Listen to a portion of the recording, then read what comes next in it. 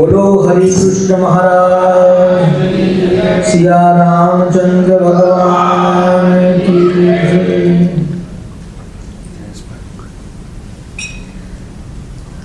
आजकल का जो मनुष्य है, हर एक व्यक्ति किसी ना किसी तकलीफ और परेशानी और अनेक दुखों से घिरा हुआ है। आप चाहे किसी अमीर व्यक्ति को पूछ लो या फिर सामान्य व्यक्ति को पूछ लो या बिल्कुल जो गरीब है ऐसे व्यक्ति को जाके पूछ लो, हर एक व्यक्ति को कोई ना कोई प्रकार की तकलीफ जीवन में अवश्य मिलेगी। हमारे संतगण कहते हैं, संसार छे, गुजराती में एक लाइन है, संसार छे सुख दुख नो दरियो, तेमा तरी सके कोई कज। कि कोई ऐसा ही व्यक्ति है कि सुख और दुख रूपी बड़ा समुद्र है, कोई ऐसा तरवैया है जो उसमें से पार हो सकता है। बाकी कोई ना सब के सब डूब जाते हैं, कोई सुख में या कोई दुख में। तो हर एक व्यक्ति किसी ना किसी परेशानी, तकलीफ, मुश्किल में पड़ा हुआ है, लेकिन फिर भी अपने कर्तव्य को भूलता नहीं। भगवान ने गीता में कहा है, तू सिर्फ कर्म कर, फल की इच्छा मत रख। कर्म करो, फल की इच्छा मत रखो। जिस दिन आपका कर्म फल पकेगा, अपने आप आपको उसका फल का आस्वाद आपको उसका जानने को मिलेगा। हर प्रकार का कर्म का हर प्रकार का फल है, लेकिन हम सोचते हैं कि आज मैंने ये कर्म किया तो मुझे तुरंत उसका फल मिलना चाहिए। जैसे कोई भी व्यक्ति बिजनेस के अंदर इन्वेस्टमेंट करता है तो हर कोई भी बिजनेस ऐसा नहीं कि तुरंत आपको फल दे। कई बिजनेस ऐसे होते हैं कि तुरंत आने लग जाता है, कई बिजनेस ऐसे थोड़ा समय लेता है, लेकिन देता जरूर है। आज नहीं तो कल फल मिलेगा अवश्य। तो सुख आता है तो हम बड़े खुश हो जाते हैं, दुख आता है तो हम सब दुखी हो जाते हैं, और दुखी होने के बाद भगवान को ताना देते हैं। अच्छा होता है तो नहीं देते, शाबाशी भी नहीं देते, थैंक यू भी नहीं कहते, लेकिन दुख आता है तो हम और को ऑप्शन नहीं, लेकिन भगवान को जरूर कहते हैं कि प्रभु मैं आपका भजन भक्ति सब कुछ करता हूँ, लेकिन फिर भी मेरे जीवन में ये संकट कैसे आया है। तो भगवान कहते हैं कि सुख और दुख रूपी समुद्र के अंदर कुछ ही ऐसे तरवैया हैं जो तैर करके बाहर निकल जाते हैं, बाकी जो निराश हो जाते हैं, बात में भगवान को दोष देने लगते हैं, ऐसे लोग डूब जाते हैं। लेकिन हम डूबने वालों में से नहीं हैं। क्यों? क्योंकि हम भगवान की शरण में बैठे हैं और हमें पूरा विश्वास है,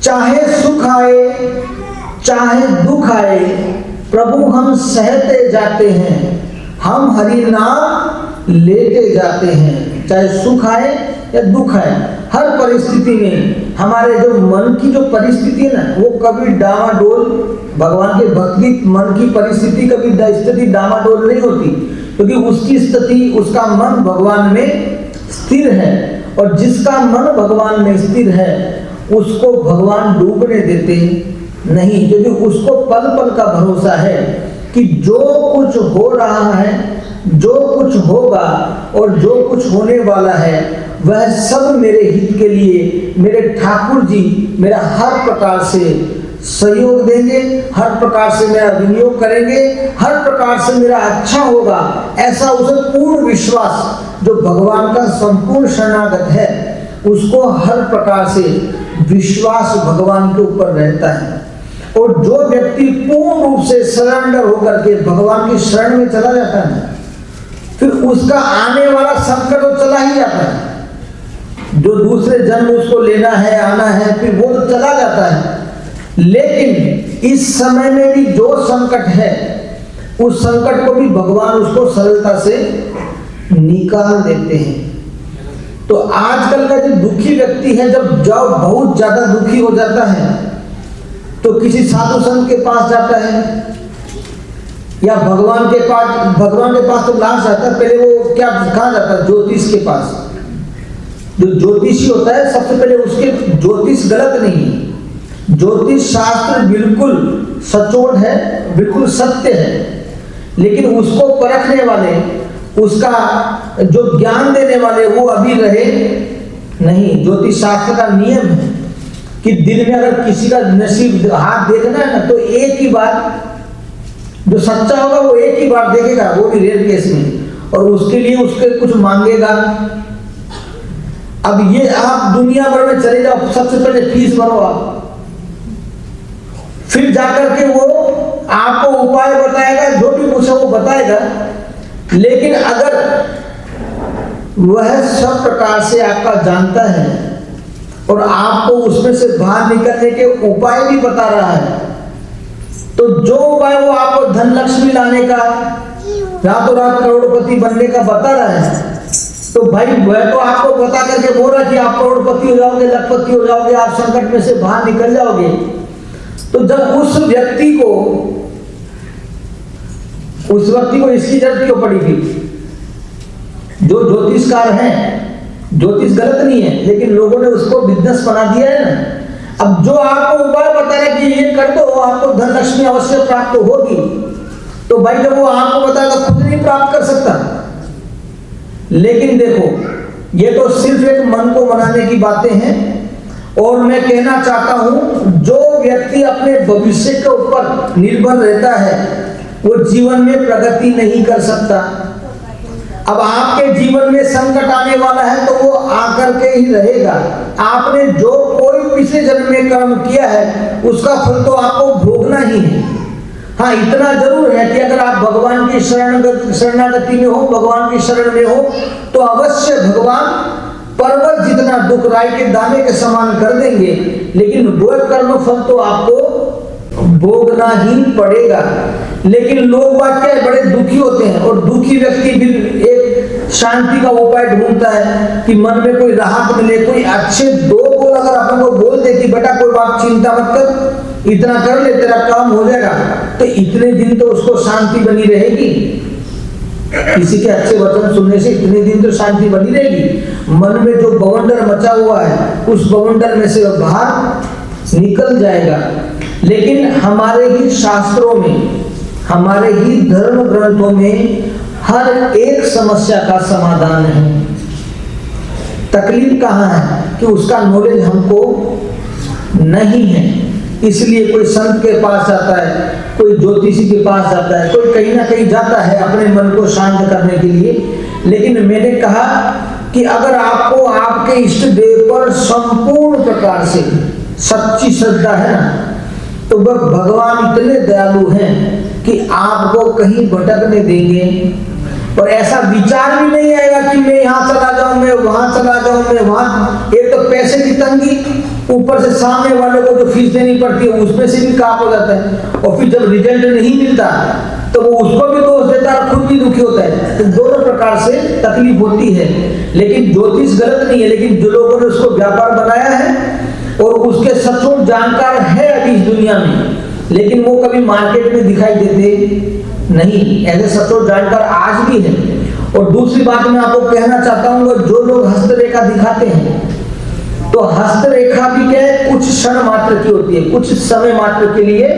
आपकी हाथों में जो रेखा बनी है वो कुछ क्षण मात्र के लिए होती है। क्षण मात्र अर्थात कि जब तक आपके कर्म जैसे बने हुए हैं उस कर्मों के ऊपर आपकी रेखा बनती है, कर्मों के ऊपर आधारित रेखा। अगर आपके कर्म अभी अच्छे हैं तो आपकी रेखा हर प्रकार से अच्छी ही दिखाई देगी और अच्छी ही जाएगी। जैसे आपने अपने कर्म गलत किए, अपने कर्मों में फेरबदल किया या कुछ गलती करना शुरू कर दिया, अपने कर्मों में कुछ कर्म करने शुरू कर दिए, तो भाई आपकी हस्तरेखा अपने आप बदलने लग जाएगी, उसका रूप अलग हो जाएगा। अगर सचोट निर्णय आपको जानना है तो आपकी जन्म तारीख और जन्म समय और जन्म का स्थान वो बिल्कुल परफेक्ट होगा तो अवश्य ज्योतिष विद्या को जानने वाले हैं वह आपकी कुंडली भी बना के देते हैं, और जन्मांश में कितना क्या आपके ग्रह कहाँ बैठे हैं, किस प्रकार से बैठे हैं, किस ग्रह की दृष्टि किस ग्रह पर पड़ी हुई है, आपका जो खुद का स्थान है, आपके ग्रह का जो स्वामी का जो स्थान है उसके ऊपर किसकी दृष्टि पड़ी है, अच्छे ग्रह की दृष्टि है या बुरे ग्रह की दृष्टि है, वह सब जन्म कुंडली में जानने को मिलता है। लेकिन उसका भी जानकार व्यक्ति होना चाहिए। तो चलो ये तो मन को मनाने की बातें हैं, और पहले से ही हम जानना चाहते हैं कि कल मेरे साथ क्या होगा। मेन तकलीफ क्या है, कल मेरे साथ क्या होगा, आने वाले इस एक वर्ष में मेरे साथ क्या क्या घटित होगा, वो सब हमको पहले जान लेना है। और फिर उसी के अंदर वो अब कोई अच्छा बताएगा तो मौज में आएगा, और बुरा बता दिया तो जो उसके एक साल जाने वाले हैं, जो उसका एक साल व्यतीत होने वाला है, वह भी परेशानी से सोच सोच करके विचार करके उसका एक साल इस प्रकार से निकलेगा। लेकिन मैं आपको इतना कहना चाहता हूं कि ये सब झंझट छोड़ो और एक भगवान को पकड़ो। भगवान को आपसे कोई स्वार्थ नहीं। पहली बात मैं आपको कहना चाहता हूं, भगवान को आपसे कोई स्वार्थ नहीं है कि आप भगवान के पास जाओगे और भगवान को कुछ दोगे। भगवान को आपसे बिल्कुल भी स्वार्थ नहीं है। भगवान तो निस्वार्थ भाव से दर्शन देते हैं, और भगवान निस्वार्थ भाव से जो उसकी शरण में जाता है उसके ऊपर भगवान निस्वार्थ भाव से कृपा करते हैं। बाकी संसार के किसी व्यक्ति के पास आ जाओगे तो किसी न किसी स्वार्थ से वो आपको अपने साथ जोड़ेगा। लेकिन भगवान ऐसे हैं कि अंतिम समय तक भी आप अगर भगवान के पास नहीं गए और अंतिम क्षण में आपको अचानक चिंगारी जली और कुछ लाइट हो गया और फिर आप भगवान के पास दौड़ करके गए, तो भगवान कहते कि अंतिम समय तक मेरे पास नहीं आया, मुझे याद नहीं किया, लेकिन इस अंतिम घड़ी में मेरे पास आके खड़ा रहा है ना, तो भगवान उसके सब पूर्व के जितने भी पाप है, अकर्म है, उस सबको भुला देते हैं और उसको आशीर्वाद देते हैं। और ऐसा आशीर्वाद देते हैं कि उस संकट से भगवान उसको बाहर निकाल देते हैं। इसलिए भगवान जगत में है, तभी भगवान के भक्तों का अस्तित्व इस जगत में टिका हुआ है। अब मीराबाई थी, सूरदास थे, आदि अनेक बड़े बड़े भक्त प्राचीन परंपरा के हो गए।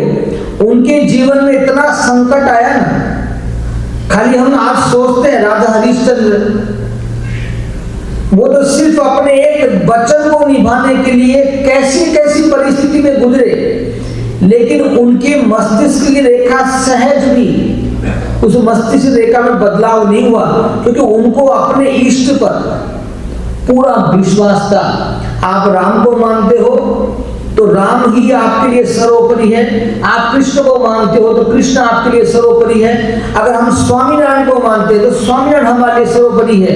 लेकिन आपके मन में टेक होनी चाहिए कि भाई सुख की बात हो या दुख की बात हो, कहनी तो मुझे मेरे इष्ट को, जो मेरा प्रिय देव है, उसी को मुझे कहनी है।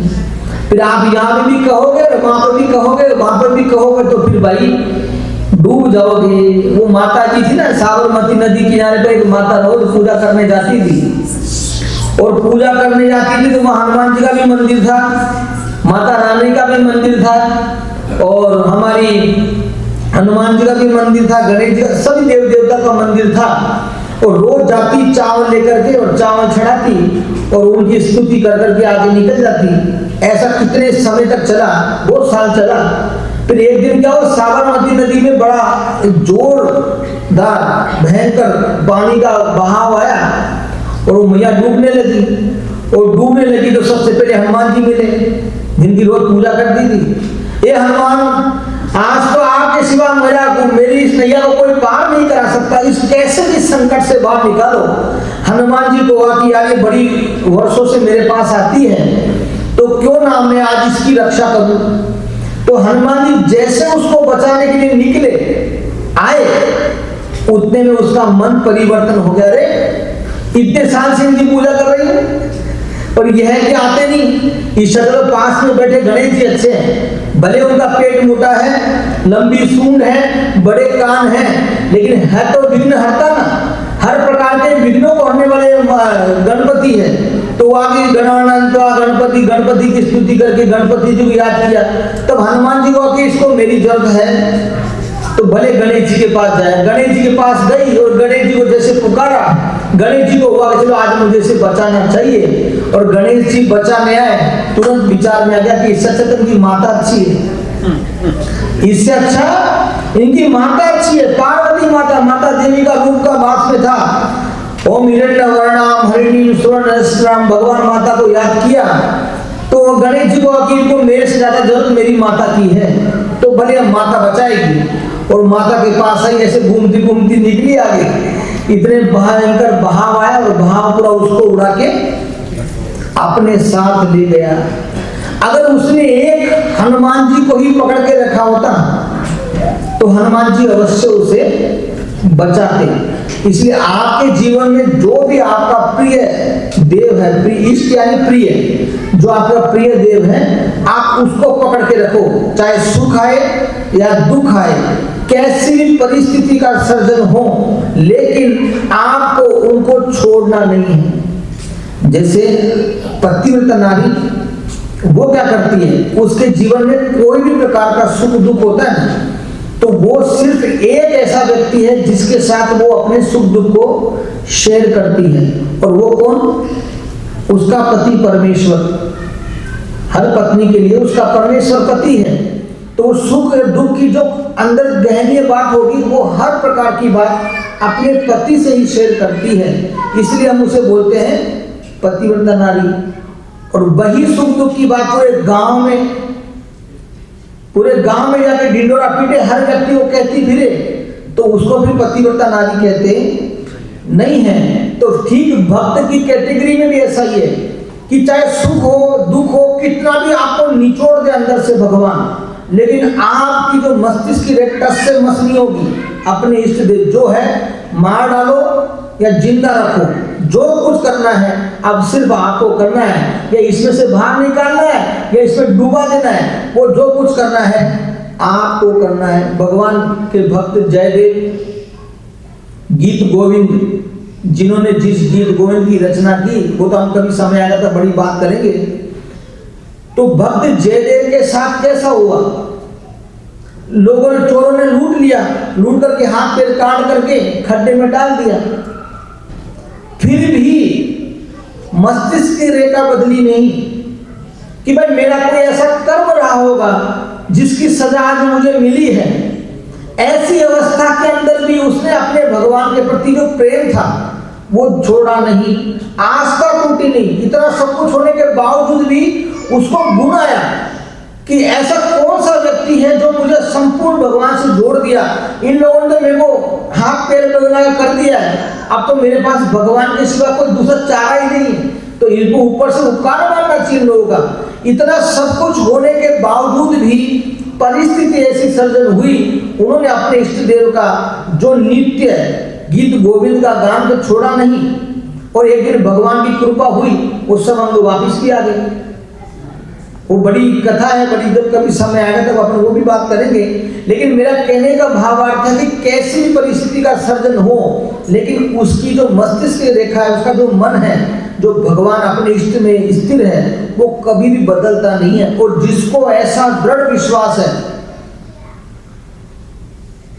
उसका फिर कोई बाल बांका नहीं कर सकता। कोई भी किसी भी प्रकार का कैसी भी कुदृष्टि ग्रह की पड़ी हो ग्रह स्थान में, तो भी उसका बाल बांका नहीं होता। वो मंगल भी आते हैं तो भी मंगल करके जाते हैं, और शनि देव की ग्रह दशा आती है तो भी वह मंगल करके जाते हैं। क्यों? क्योंकि जिसके कारण हम सबका साम्राज्य चल रहा है, ग्रह क्या सोचते हैं, जिनके कारण हमारा सबका साम्राज्य चल रहा है उन्हीं का उपासक है, उनको ही भजने वाला है, उनका ही भजन करने वाला है। तो इतना उनके अंदर भी दृढ़ विश्वास जागृत हो जाए कि ये हमारे ही जो करता हरता हमारे हैं, उन्हीं को भजने वाला है। तो फिर हमें इसे परेशान करना चाहिए नहीं। ग्रह भी प्रतिकूल होते हुए भी ऐसे परम भक्त के लिए ग्रह भी अनुकूल हो जाते हैं, उसके रूप हो जाते हैं। इसलिए कुंडली के जन्माक्षर में ग्रह स्थान में कैसे भी गलत भाव वाले ग्रह बैठे हों फिर भी, और अपने ही स्थान पर कई अशुभ दृष्टि ग्रह की पड़ रही हो फिर भी चिंता करने की जरूरत नहीं। किसको? जिसके जीवन में ऐसा भाव प्रकट हो गया कि चाहे जिंदा रखे चाहे मार डाले, जैसा रखना है वैसा प्रभु तुझे रखना है, तेरे सिवा हमारे जीवन में दूसरा कोई आधार है नहीं। और जिसके व्यक्ति के जीवन में ऐसा भाव आता है तो उसके जीवन में कैसे भी ग्रह प्रतिकूल होंगे लेकिन वह ग्रह उसके लिए अनुकूल हो जाएंगे। इसलिए प्रारब्ध जब भोगना आता है ना, प्रारब्ध कर्म, तो वो सबको भोगना पड़ता है। एक हमारे संत के मुख से मैंने बात सुनी थी कि एक बड़ा ज्योतिष था, ज्योतिषाचार्य, इसको एक एक सटीक गणना आती थी। और एक बार क्या हुआ, उस ज्योतिषाचार्य ने खुद का ही भविष्य कथन किया और उस भविष्य कथन में लिखा था कि आज से 4 महीने के बाद जो मेरा समाज में मेरी प्रतिष्ठा है वह समाज में मेरी प्रतिष्ठा दूर हो जाएगी। क्यों? क्योंकि मैं ऐसे गुनाह में आने वाला हूं कि राजा मुझे प्रताड़ित करेगा, राजा मुझे अपने घर से ले जाएगा, प्रताड़ित करेगा, समाज में मेरा नाम बदनाम होगा, यहां तक कि मुझे मृत्युदंड तक की सजा मिल सकती है। और जब उसने अपना भविष्य कथन किया तो उसको अपने भविष्य कथन पर पूर्ण विश्वास था कि मैंने आज तक जितनी भविष्यवाणियां की है सब सचोट निकली है। और आज मेरा भविष्य कथन तो ऐसा करे कि आज से 4 महीने बाद मेरे साथ ये घटना घटने वाली है। अब जिस व्यक्ति का समाज में प्रतिष्ठित नाम हो और उसको किसी कलंक में, किसी दोष में इस प्रकार की सजा मिले, पूरे समाज में उसको बदनाम किया जाए, और कैसा देखा उसने कि मुझे गधे पर उल्टा बिठा करके, मेरा पूरा मुंह काला करके और चप्पलों की माला पहना करके ऐसा पूरे बाजार में घुमाया जाए, ऐसा मेरे साथ होने वाला है। और वो डरता डरता बहुत घबरा करके अपने गुरुदेव के पास पहुंच गया, संत के पास। और जब संत गुरुदेव के पास गया और गुरुदेव को जाकर के पूरी बात कही कि मेरे साथ ये घटना घटित होने वाली है, पर मुझे समझ में नहीं आ रहा कि इस घटना से मैं कैसे बाहर निकलूं। मैंने अभी थोड़ी देर पहले कहा था हर एक समस्या का समाधान है, और जब आपके पास कोई समाधान ना हो तब एक ईश्वर जिसको आप अपना इष्ट मानते हो, जिसको आप अपना परम प्रिय देव मानते हो, एक उपाय सिर्फ अंत में वह रहता है। जब आपके पास कोई उपाय ना हो, कोई आपको सांत्वना देने वाला ना हो, आपको कोई संकट में से बाहर निकालने वाला ना हो, उस समय वो भगवान आकर के खड़ा रहता है, क्योंकि आपको उस पर विश्वास है और वो कभी भी अपने भक्त के विश्वास को टूटने। हरि ने भजता हजी कोई नीलाज, जता नथी जानी।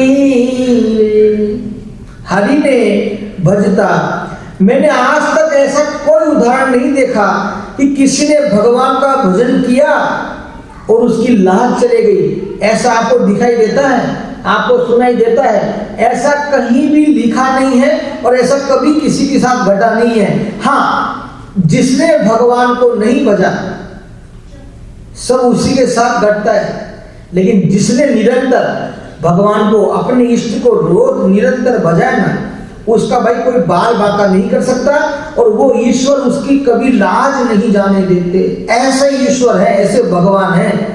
और गुरुदेव के पास गया, गुरुदेव ने कहा कि गुरुदेव बड़े संकट में हूं, क्या करूं? और गुरुदेव बड़े ज्ञानी थे, प्रकांड पंडित थे, उन्होंने आंखों बंद की, आंख बंद करके उन्होंने पूरा भविष्य देखा और देखा सब बात सच है। आज से 4 महीने तेरे साथ घटना घटने वाली बेटा, लेकिन तू एक काम कर, आज की आज घर जा और जो तू ज्योतिष का काम करता है, ज्योतिष विद्या का जो तू प्रचार करता है, उस ज्योतिष विद्या को 6 महीने तक पूरा भूल जा। 6 महीने तक तुझे ज्योतिष विद्या का कोई काम करना नहीं है। तो फिर गुरुदेव क्या करूं? ज्योतिष विद्या का काम छोड़ करके तू जो राम का नाम लेता है, उस राम का नाम मौन होकर के ले। आज से मौन पालन कर और लगातार 6 महीने तक, कितने? 6 महीने तक का संकल्प ले और अपने इष्ट का नाम संकीर्तन चालू कर दे। और इसको इतना विश्वास गुरुदेव ने दिलाया, चौथे महीने संकट आएगा लेकिन 6 महीने तक तुझे ये करना है और तेरे ज्योतिष विद्या का प्रचार बिल्कुल बंद कर देना है। घर गया, संकल्प लिया और संकल्प लेकर के बैठ गया। जब लगातार घर से बाहर निकलना बंद कर दिया, बोलना बंद कर दिया, निरंतर बस एक ही मन में आश है कि इस संकट से कैसे बाहर निकलूं, और एक इष्ट के प्रति उसको प्रेम जागृत हुआ और निरंतर वो भगवान श्री राम का नाम लेने लगा। श्री राम जय राम जय जय राम, श्री राम जय राम जय जय राम।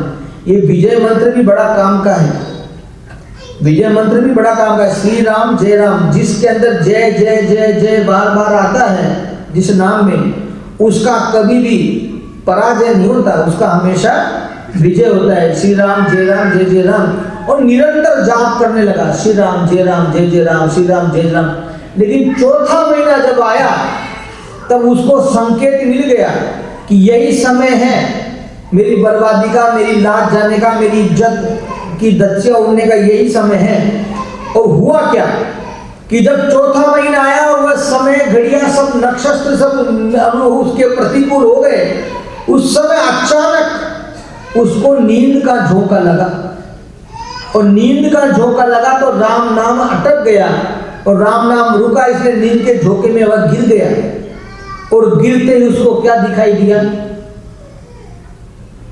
कि राजा के सैनिक आए। राजा के सैनिक आकर के उसको थोड़ा मारा, मार करके उसको पकड़ लिया बेड़ियों में और उसको ले गए बाहर। और प्रजा के सामने उसका मुंह काला करके गधे पर बिठा करके उल्टा पूरे गांव में घुमाया और घुमा करके ले गए राजा के पास। और राजा ने बड़ी प्रताड़ना दी। राजा ने कहा तू ब्राह्मण है इसलिए मैं तुझे मारूंगा नहीं, लेकिन तेरे साथ ऐसा अभद्र व्यवहार होगा। और अचानक पता नहीं क्या हुआ, उसकी आंख खुल गई। आंख खुलते उसने देखा रे ये सब एक प्रकार से स्वप्न हो गया। अब उसको हुआ कि ये संकेत आया है, इसका मतलब है कि मेरे साथ ये घटना घटेगी। अब इस घटना को कोई रोक नहीं सकता। अचानक चौथे महीने को संकेत मिला और स्वप्न में उसको ये सब दिखाई दिया। और जब सब दिखाई दिया तब उसको संकेत मिलते ही उसको हो गया कि भाई ये सब कोई काम करने वाला नहीं है। चौथे महीने संकेत मिला है बिल्कुल उसी समय पर जो समय मैंने लिखा है, इसका मतलब ये घटना मेरे साथ घटेगी। और फिर बेचारा घबराता घबराता फिर गुरुदेव के पास पहुंचा और गुरुदेव ने जाकर के सब देखा और गुरुदेव को बोला कि गुरुदेव मेरे जीवन में तो अचानक संकट आया और ये तो होकर ही रहेगा। गुरुदेव ने कहा किसकी मजाल जो ये करके दिखाए। मेरे पास बैठाया, उसके माथे पर, उसके मस्तक पर अपना हाथ घुमाया और घुमा करके जा राम नाम का नाम लिया और उसको बोला थोड़ा शांत रहे। बोले गुरुदेव शांत रहोगे मेरे साथ? अरे पागल, आप तो समझ जा प्रभु की लीला को। मैंने कहा था तुम मौन रह करके 6 महीने जाग कर, अभी तेरा चौथा महीना चल रहा है और तू ये दिखाई दिया।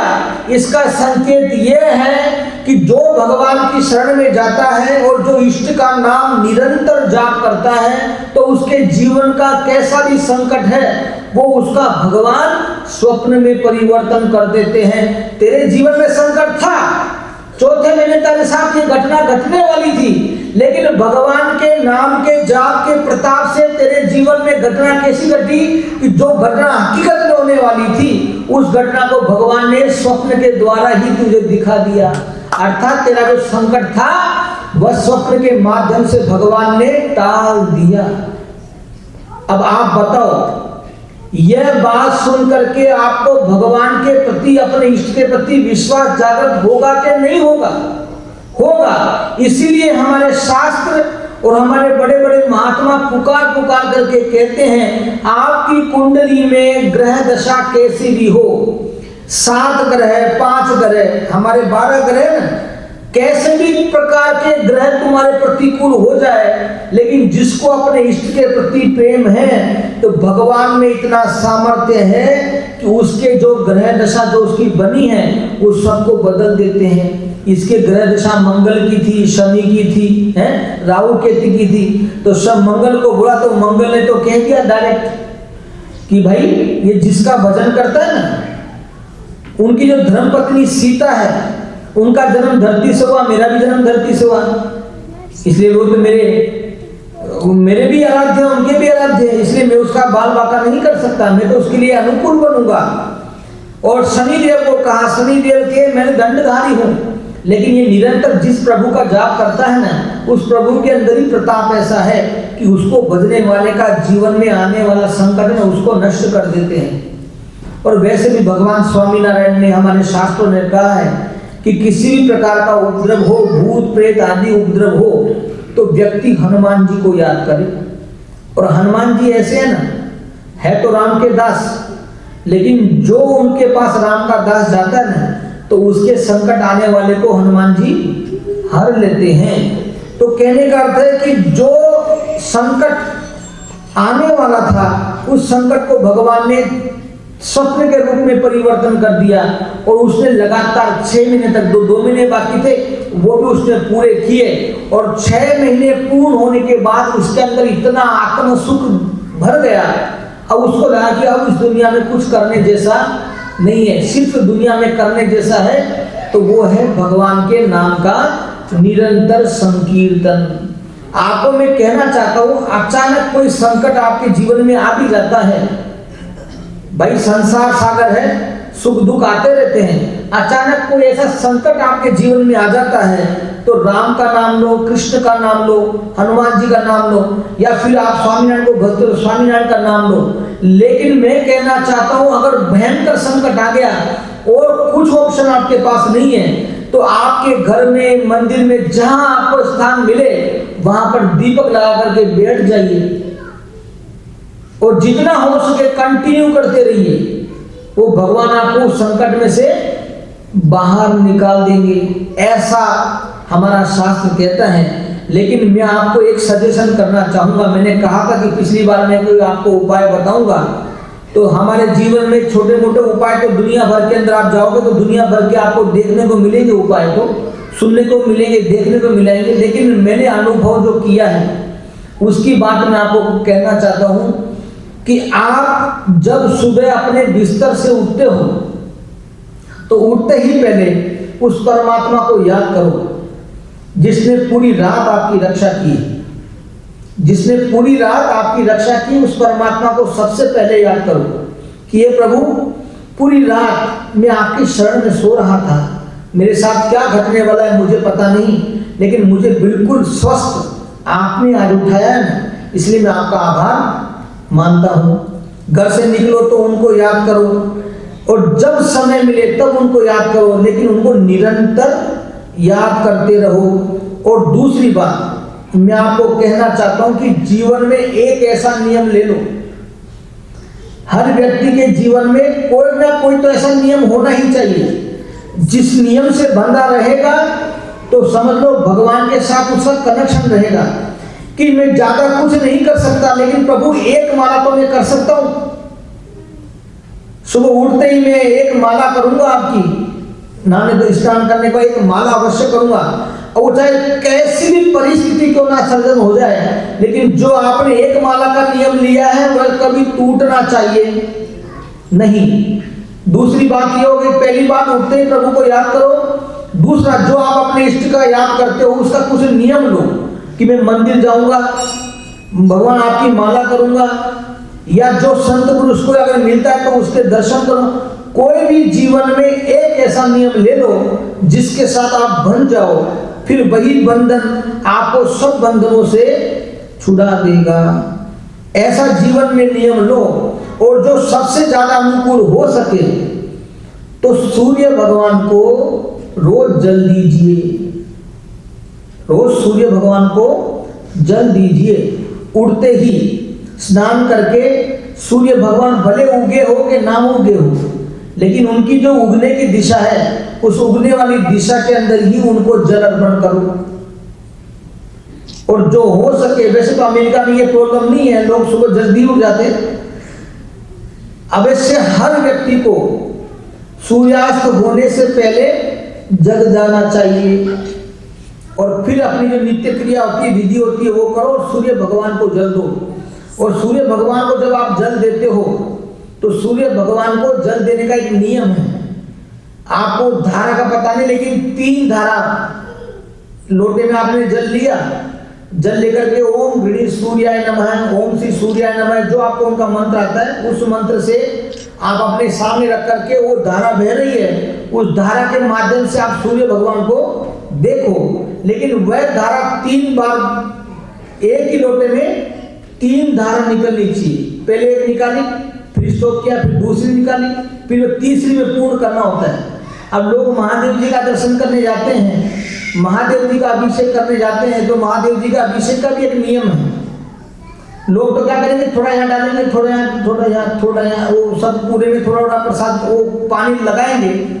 लेकिन महादेव के अभिषेक करने का नियम है कि आपने लोटे में जल भरा तो वो पूर्ण लोटा बिना धारा टूटे वो पूरा जल महादेव को अर्पण होना चाहिए। तो सूर्य भगवान को 3 धारा में और भगवान महादेव को एक ही धारा अविरत बहती रहे, उस धारा से पूर्ण उनको समर्पण करो, तो ही महादेव जी आपके ऊपर प्रसन्न होंगे। लेकिन मैं यहाँ बैठा बैठा सब देखता रहता हूँ कौन कैसा, लेकिन मेरे को लगता है उसी को मैं बोलता हूँ। तो आज मौका मिला इसलिए मैंने बोल दिया आपको कि भाई अगर आपको महादेव का अभिषेक करना है तो निरंतर धारा बहती रहे, ऐसा उनका अभिषेक करना। बाद में आप वो कच्छप है, फिर उनके नंदी स्वामी हैं, उनको अर्पण करना वो बाद में आप कर सकते हो, लेकिन महादेव को आपको पूर्ण धारा के साथ प्रभावित ही उनका अभिषेक होना चाहिए। और हमारे बोलो 5 मिनट बचे भी तो कोई बात नहीं, इसमें जो भी होगा फिर बाद में करेंगे चर्चा। तो कहने का मेरा भावार्थ है कि सूर्य नारायण देव को जल दो, सुबह अपने इष्ट देव का नाम का स्मरण करो, कोई भी ऐसा नियम लो जो आपको बांध के रखे, तो वही आपके बंधनों को छुड़ाएगा। और दूसरा लिखा है कि एक बार कामदेव ने प्रार्थना की परमात्मा से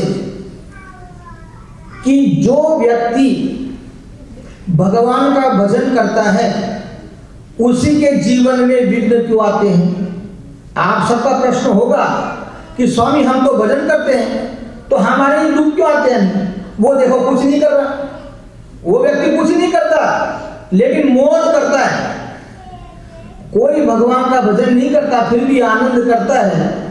तो ये बात समझ में नहीं आ रही। कामदेव ने भी ये पूछा कि भाई ये सबके जीवन में आपको दिखाई देता, जो भजन करने वाला उसके जीवन में विघ्न आते हैं और जो भजन नहीं करता उसके जीवन में कोई विघ्न नहीं है, वो मौज कर रहा है, इसका कारण क्या। तब कहते हैं कि ये जो आप भजन करते हो भगवान का, और भगवान का भजन करते समय जो आपको विघ्न आता है, तो विघ्न कौन करता है पता है आपको। भजन करने वाले के जीवन में जो विघ्न आता है वो विघ्न करने वाले कौन है, वो देव है। अब आप सोचोगे कि देव होकर के ऐसा कार्य क्यों करते हैं। अभी मैं यहां बैठा हूं इसी स्थान पर ऊंचा, आप सब नीचे बैठे हो और कई लोगों को ईर्ष्या, अरे यार ये स्वामी जी तो बड़े ऊपर बैठ के मजे ले रहे और हम सब नीचे बैठे, तो ऐसी ईर्ष्या होती है। तो ऊपर आकाश मार्ग में बैठे जितने भी देव हैं उनको नीचे जो बैठ करके भगवान का निरंतर भजन करते हैं ना, ऐसे व्यक्तियों पर उनको ईर्ष्या होती है कि भाई हमको तो स्वर्ग का सुख मिला, हमको तो स्वर्ग का सुख मिला, लेकिन अतल वितल सुतल तलातल रतल महातल ऐसे जो भगवान के जो अनेक धाम हैं, जैसे स्वर्ग हो गया कि उसके आगे जन लोग, तप लोग, महल लोग, ये सब लोग हो गए, सत्य लोग। तो तो ये जो भगवान का भजन निरंतर कर रहे हैं वह लोग तो सत्य लोक को पार करके जो भगवान परमेश्वर का जो एक धाम है वहां जाकर स्थिर हो जाएंगे, वहां से इनको वापिस नहीं आना पड़ेगा,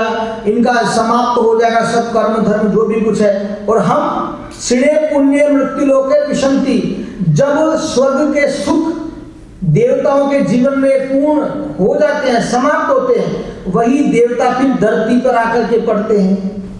तो हमारा तो सुख क्षण मात्र का है, और ये जो भजन कर करके सीधा ही परमेश्वर के धाम को प्राप्त करेंगे, भगवान के धाम को, फिर इनका जन्म मृत्यु चक्कर मिट जाएगा। इसलिए एक काम करो, इनको विघ्न दो जिससे ये वहां तक पहुंच ना पाए।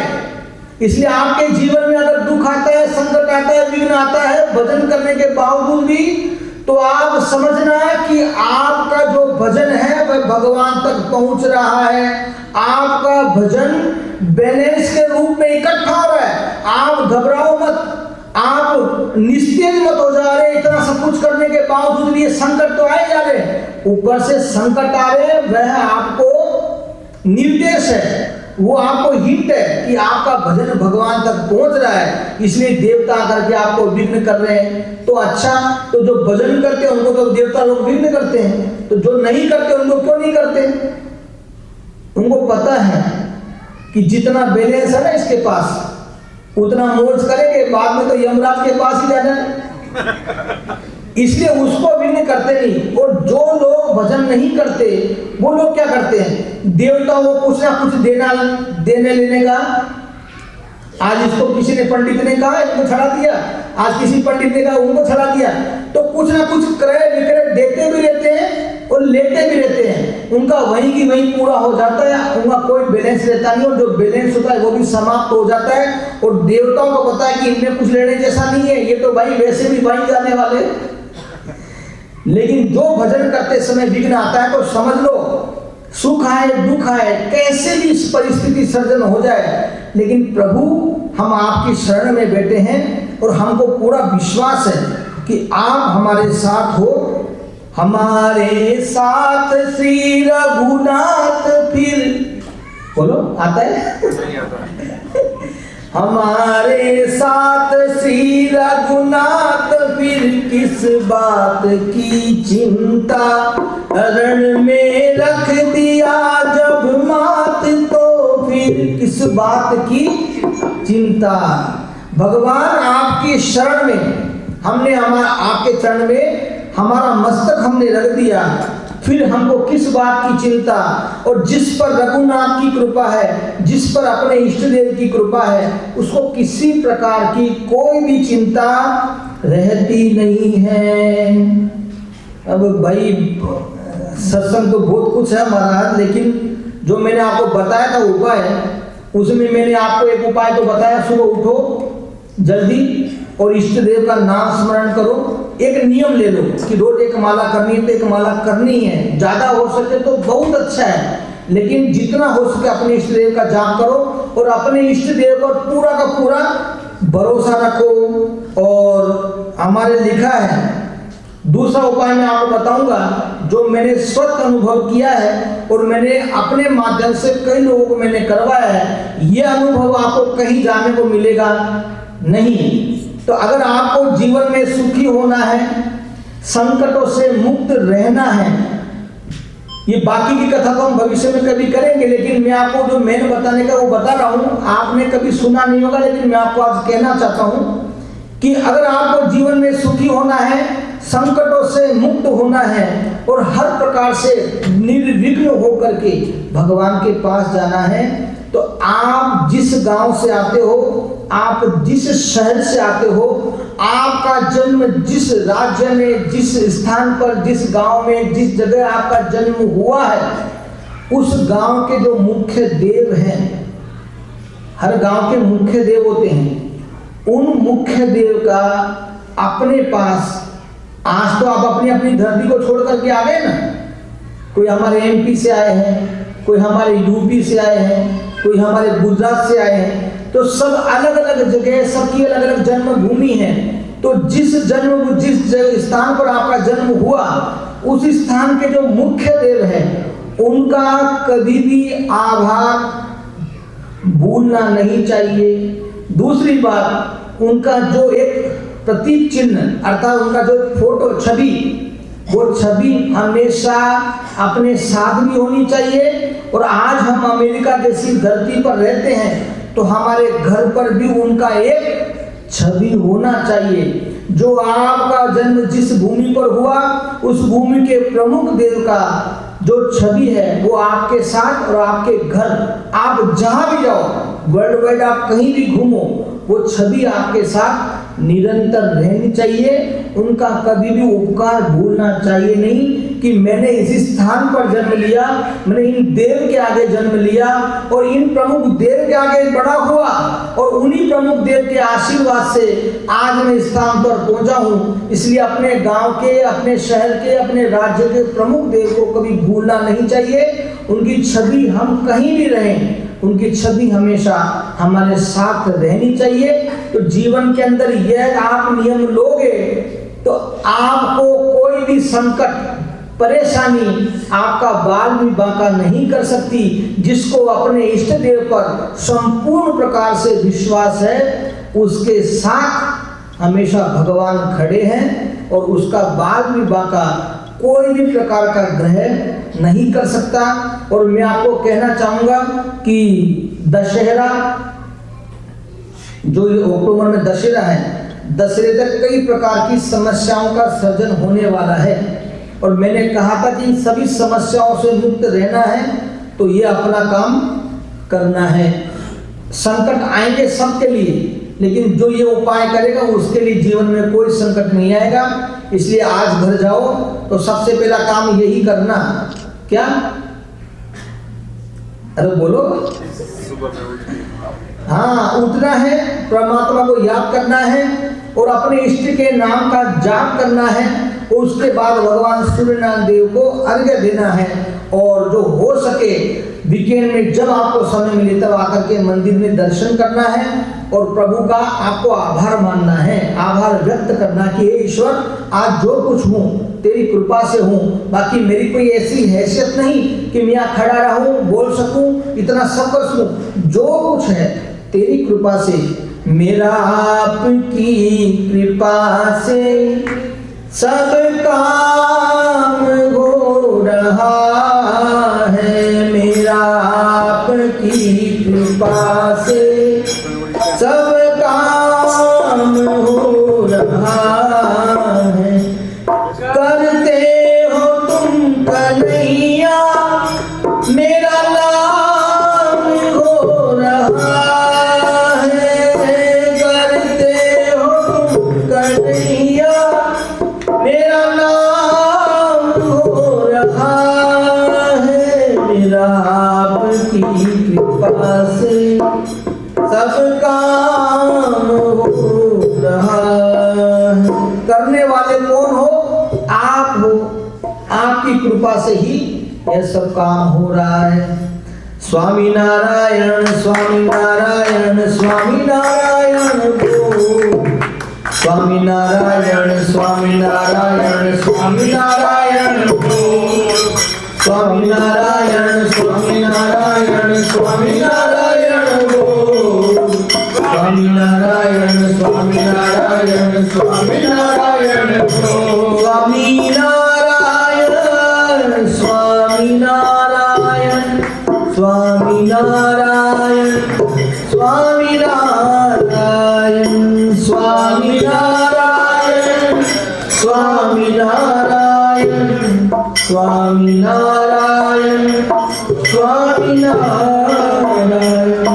श्री राम जय राम, जय राम जय